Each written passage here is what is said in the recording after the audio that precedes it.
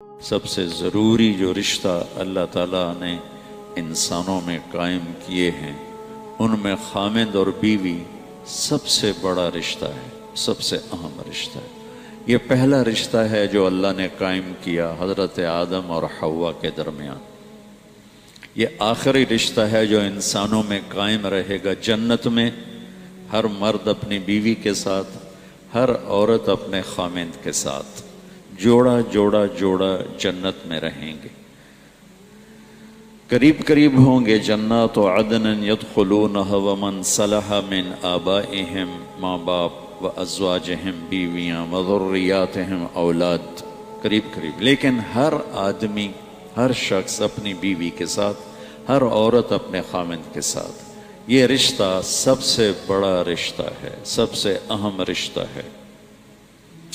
قرآن نے جتنا اس رشتے پہ زور دیا ہے کسی رشتے پہ اتنا زور نہیں دیا۔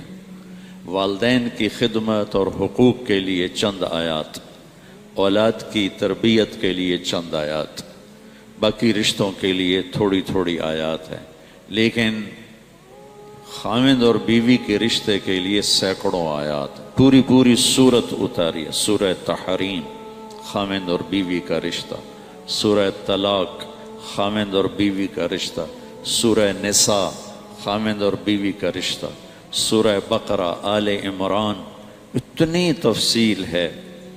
اگر اس ساری تفصیل کو جمع کیا جائے تو وہ کئی سو آیات بن جائیں گی، جس میں کہ اللہ تعالیٰ اس رشتے کو گزارنا کیسے ہے وہ سکھاتا ہے۔ ایک اس کی اہمیت کی وجہ سے، ایک اس کی کمزوری کی وجہ سے۔ اہمیت اس کی یہ ہے کہ یہ پہلا رشتہ اور آخری رشتہ ہے، اس سے آگے نسل بنتی، اس سے رشتے جنم لیتے ہیں۔ اولاد ہوتی ہے تو یہی خامند بیوی ماں باپ بن جاتے، آگے اولاد کی شادی ہوتی ہے تو یہی خامند بیوی دادا دادی نانا نانی بن جاتے ہیں، ساس سسر بن جاتے ہیں۔ اس سے سارے رشتے جنم لیتے ہیں۔ اور دوسری اس کی کمزوری ہے، باقی رشتے ٹوٹتے نہیں۔ باپ اور بیٹے کا رشتہ یہ ٹوٹتا نہیں، چاہے تعلق اچھا ہو یا برا ہو۔ بھائی اور بھائی کا رشتہ یہ ٹوٹتا نہیں، چاہے تعلق اچھا ہو یا برا ہو۔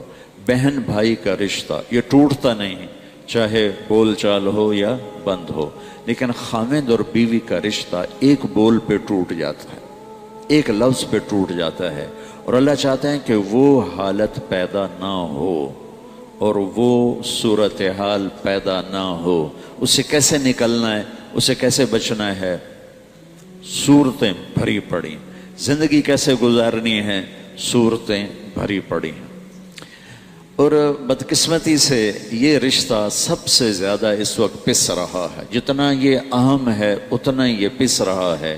اور اس کی وجہ ہمارا جوائنٹ فیملی سسٹم ہے کہ وہیں باپ رہتا ہے، وہیں ماں رہتی ہے، وہیں بیٹا ہے، وہیں اس کی بیوی ہے، وہیں اس کی بہنیں ہیں، تو ایک کھچڑی پک جاتی ہے۔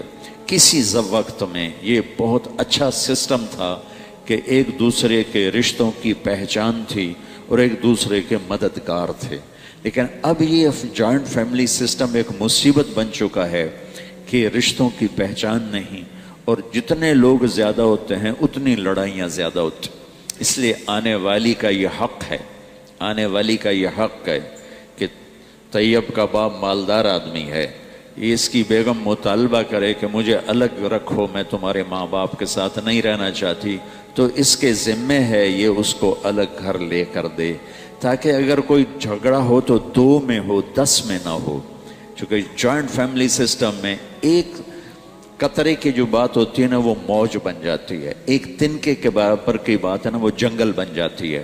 اور خاص طور پر ساس اور بہو کا جو رشتہ ہے یہ بہت مسخ ہو چکا ہے، یہ بڑا پیارا رشتہ ہے۔ میں نے اپنی بیٹیوں کو ڈولی میں بٹھا کے رخصت کر دیا، میرا گھر میری بیٹیوں سے خالی ہو گیا۔ اب میں کسی کی بیٹی کو لے کے آ رہا ہوں یا آ رہی ہوں، میں اسے اپنی بیٹی بنا لوں، یہ آنے والی اسے اپنی ماں بنا لے، تو یہ کتنا خوبصورت رشتہ ہے۔ لیکن ساس ہی سب سے نیگیٹو کردار ہے اور سسر ہی سب سے نیگیٹو کردار ہے کہ یہ جانتے نہیں کہ میرے نبی کی زندگی کیسی تھی۔ میرے نبی نے مدینے کے صحابہ کو انصار کہتے ہیں، اور مکے کے صحابہ کو مہاجرین کہتے ہیں، تو ایک دفعہ میرے نبی نے اپنے مدینے والے ساتھیوں کی تعریف کرتے ہوئے یہ بات فرمائی کہ یہ جو میرے انصار مدینہ ہیں، یعنی مدینے والے، یہ بڑے عالی شان لوگ ہیں۔ آپ نے ان کی سنو کس بات پہ تعریف کی؟ تہجد پہ نہیں، نماز پہ نہیں، جہاد پہ نہیں، تبلیغ پہ نہیں، ذکر پہ نہیں، تلاوت پہ نہیں، کہ یہ جو مدینے والے میرے صحابہ ہیں یہ بڑے زبردست لوگ ہیں۔ ان کے گھر میں جب کسی کی بیٹی بہو بن کے آتی ہے تو اسے ذرا بھی فرق نہیں محسوس ہوتا کہ ماں باپ کے گھر میں ہوں یا سسرال کے گھر میں۔ اس آنے والی کو اتنا پیار دیتے ہیں، اتنی محبت دیتے ہیں کہ وہ سمجھتی ہے کہ میں ماں باپ کے گھر ہی ہوں، میں سسرال میں نہیں ہوں۔ لیکن ہمارے آج کے ماحول میں سسرال آنے والی بیٹی بچی کے لیے ایک جہنم بن جاتا ہے، جہنم۔ تانے، بولیاں، طنز، تنقیدیں، اور اس میں ایک بڑی وجہ ہے، بچہ ماں پروان چڑھاتی، اللہ اس سے زندگی دیتا ہے، اس کی گود میں پلتے پلتے بڑا ہوتا، جب اس کی شادی ہوتی ہے اس کی محبت کا بہاؤ بیوی کی طرف ہو جاتا ہے۔ یہ طبیعی چیز ہے، فطری چیز۔ وہ اپنی بیوی کو زیادہ توجہ دیتا ہے، ٹائم دیتا ہے، تو اس کی ماں میں حسد پیدا ہو جاتا۔ وہ اس حسد کو پھر اس اپنی بہو کو تنگ کر کے نکالتا، کبھی بیٹے کے کان بھرے گی، کبھی اس کی بےزتی کرے گی، کبھی اس کو تانے دے گی، کبھی کسی قسم کے تانے دے گی۔ اس کے پیچھے کوئی جھگڑا تھوڑا ہے، اسی نے اس کی اولاد کا، اگلی نسل کا اس نے ماں بننا ہے، اور اس آنے والی نے اس کی جگہ سنبھالنی ہے۔ اگر ترتیب کے مدے سے اللہ نے رکھا ہے کہ بھئی بڑا پہلے جاتا ہے، چھوٹا بعد میں جاتا ہے، وہ یہ سمجھتی ہے کہ یہ میرے گھر کی وارث ہے، پھر اس کو ذلیل کرتی ہے لاشعوری حسد کی وجہ سے۔ اس کی بہنوں کا رویہ بدل جاتا ہے، اس کے والد کا رویہ بدل جاتا ہے، وہ اس لاشعوری حسد کی وجہ سے۔ اس لیے شریعت، اللہ تعالیٰ نے عربوں کا بھلا کرے، ان کی ثقافت ہے جب تک لڑکا الگ گھر نہیں بنائے گا شادی نہیں کر سکتا، چاہے کرائے پہ لے چاہے اپنا لے، الگ ایک کمرے کا گھر ہو لیکن الگ ہو تب اس کی شادی ہوگی، ورنہ شادی نہیں ہوگی۔ ان کی کھچڑی نہیں بنی ہوئی، ان کی لڑائیاں ایسے نہیں ہوتی ہیں جیسے ہماری سارا دن۔ ایک لڑکا لڑکی آپس میں الجھ گئے، چھوٹا مسئلہ ہے، لیکن ساتھ ماں بھی الجھ گئی، باپ بھی الجھ گیا، بہنیں بھی الجھ گئے، چاچے بھی آ گئے، مامے بھی آ گئے، دادے بھی آ گئے، نانے بھی آ گئے، اتنے تو سوٹے چل گئے۔ اگر یہ اس کو گھر لے کے نہیں دے سکتا تو اس کے ذمہ ہے اس کو کرائے پر لے کر دے۔ اس کے بھی ہمت نہیں ہے تو گھر میں ایک پورشن الگ کر دے، اس کا کچن بھی الگ ہو، اس کا رہنا بھی الگ ہو، تاکہ اس میں کسی کا دخل نہ ہو، وہ اور اس کا خامد اور اس کی بیوی اپنی زندگی شروع کریں۔ وہ اتنے بھی نہیں رکھتا ہمت، سارے ایک جیسے نہیں ہوتے۔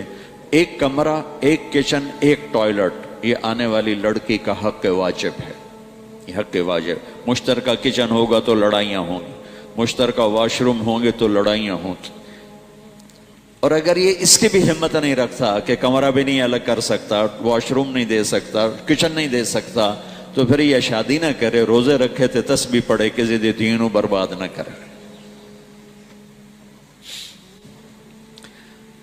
کسی کو بیٹی ہاتھ میں دے دینا کوئی آسان کام ہوتا، اور آتے ہی اس کو سولی پہ چڑھا دینا اور اس کو تانے دے دے کے تباہ و برباد کر دینا، اس میں دیندار اور دنیا دار دونوں برابر، اس میں داڑھی والے کلین شیو دونوں برابر، اس میں پردہ دار عورتیں اور بے پرد دونوں برابر۔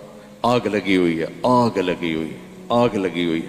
بھائیو، اپنے رشتوں کو آباد کرو میرے نبی والے اخلاق کے ساتھ۔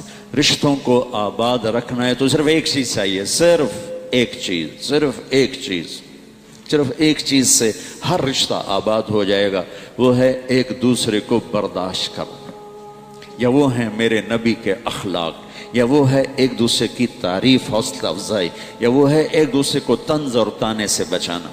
ان سینکڑوں آیات کا میں 2 لفظوں میں خلاصہ بتا دیتا ہوں جو اللہ نے خاوند اور بیوی کے رشتے کے لیے آیات، صرف 2 لفظوں میں سارا بتا دیتا، صرف 2 لفظوں۔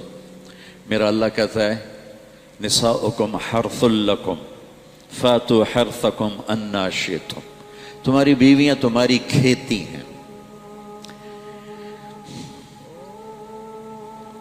کاشتکار زمیندار اپنی کھیتی کو کیسے پالتا ہے؟ یہاں تو کراچی تو زرعی شہر نہیں ہے، ہم تو پنجاب کے رہنے والے ہیں، تو ساتھ ہی زراعت چلتی ہے، ایگریکلچر چلتا ہے، لیکن اپنے گھروں میں پودے لگائے ہیں، پھلواڑی لگائی ہے، پھول لگائے ہیں، کسی نے کوئی پھلدار درخت لگایا ہوا ہے. تو اس درخت کو، اس گھاس کو، اس پھلواڑی کو کس طرح ہم لے کے چلتے ہیں؟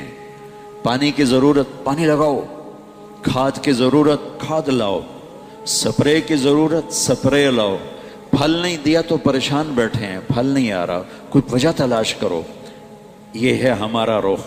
کبھی دیکھا، میرا زمیندار گھرانے سے تعلق کہ بھائی آم نے پھل نہیں لیا اور زمیندار نے ڈنڈا اٹھا کے آم کی پٹائی شروع کر دی، تیری ایسی تیسی، تو پھل نہیں لیا، لتر مارو اس نو.